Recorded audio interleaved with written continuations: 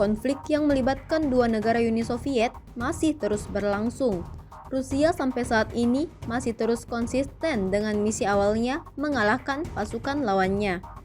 Baru-baru ini beredar sebuah video di media sosial Telegram pada Jumat 20 Desember 2024. Dalam rekaman tersebut memperlihatkan momen tentara Rusia mengibarkan bendera kebanggaannya setelah berhasil membebaskan pemukiman Ostrovsky dari orang-orang Ukraina. Dapat dilihat dalam rekaman bukti pembebasan Brigade Pengawal ke-39 dari pemukiman AK ke-68 oleh pasukan.